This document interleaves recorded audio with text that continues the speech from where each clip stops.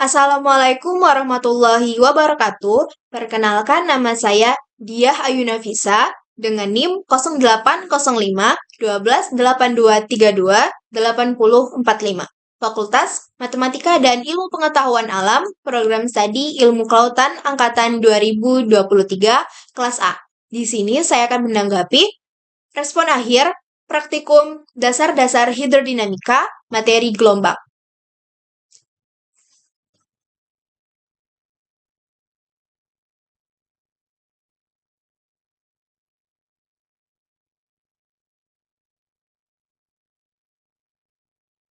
Gelombang merupakan suatu fenomena naik turunnya permukaan laut, di mana energinya bergerak dari suatu wilayah pembentukan gelombang ke arah pantai.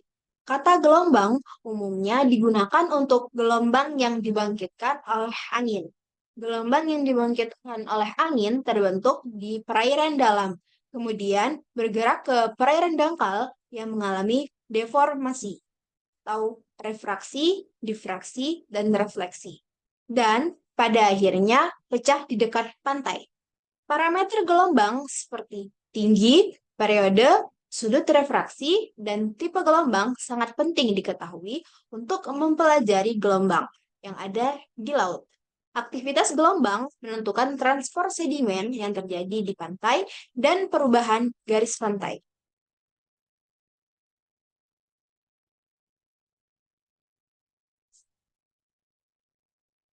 Gelombang memiliki sifat-sifat tertentu yang dapat dipengaruhi oleh tiga bentuk angin.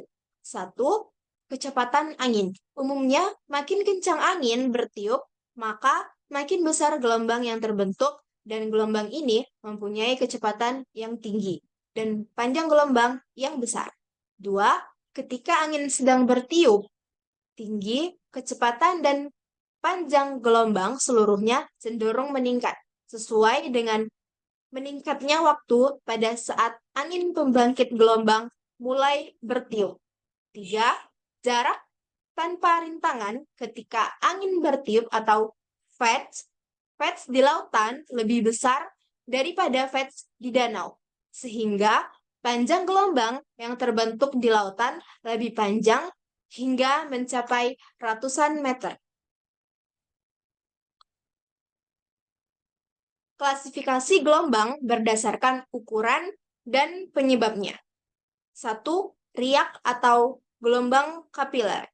Dengan panjang gelombang 1,7 meter dan periode kurang dari 0,2 detik disebabkan oleh adanya tegangan permukaan dan tiupan angin yang tidak terlalu kuat pada permukaan laut. 2. Gelombang angin atau wind waves. Dengan panjang gelombang sampai kira-kira 130 meter dan periode 0,2 sampai 9 detik ditimbulkan angin. 3. Alun atau swell. Dengan panjang gelombang sampai ratusan meter dan periode 9 sampai 15 detik ditimbulkan oleh angin yang bertiup lama. 4. Gelombang pasang surut atau tidal wave. Dengan panjang gelombang ribuan kilometer dengan periode 12,5 jam, 25 jam, dan seterusnya oleh fluktuasi gaya gravitasi matahari dan bulan. Selanjutnya, di sini kelas A menjelaskan materi riak dan alun. Riak dan alun adalah dua jenis gelombang yang sering terlihat di permukaan air. Meskipun memiliki beberapa kesamaan, keduanya memiliki karakteristik yang berbeda. Riak adalah gelombang kecil yang terbentuk di permukaan air akibat angin yang lemah. Riak memiliki panjang gelombang yang pendek, kurang dari 1,7 cm, dan periode yang singkat, kurang dari 0,2 detik. Riak biasanya tidak memiliki energi yang cukup untuk menggerakkan benda-benda di pantai. Sedangkan alun merupakan gelombang yang lebih besar dan lebih kuat daripada riak. Alun memiliki panjang gelombang yang lebih panjang antara 1,7 cm sampai 100 meter. dan periode yang lama, antara 0,2 sampai 10 detik. Alun memiliki energi yang cukup untuk menggerakkan benda-benda di pantai seperti pasir dan batu.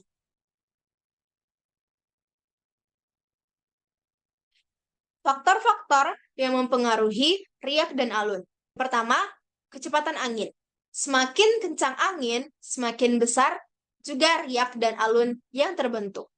Yang kedua, durasi angin. Semakin lama angin bertiup, maka semakin besar energi yang ditransfer ke air.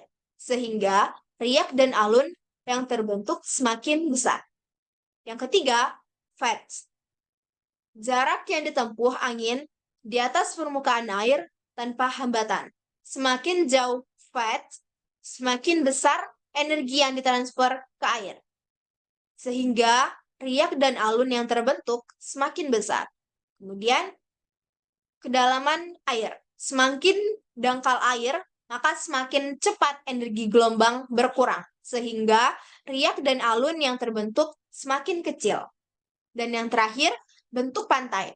Bentuk pantai dapat memfokuskan atau menyebarkan energi gelombang, sehingga riak dan alun yang terbentuk dapat berbeda-beda di berbagai bagian pantai.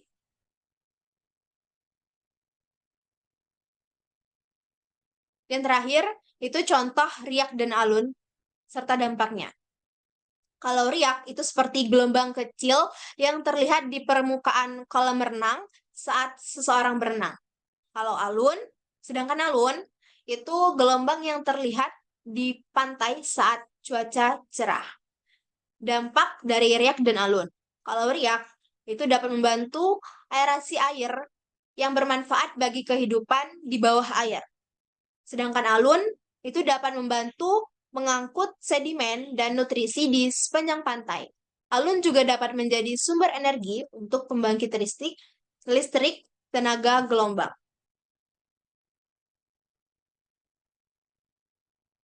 Kesimpulannya, riak dan alun adalah dua jenis gelombang yang berbeda, yang memiliki karakteristik dan dampak yang berbeda pula.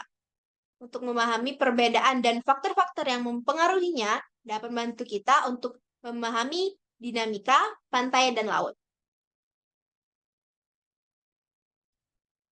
Sekian penjelasan dari saya.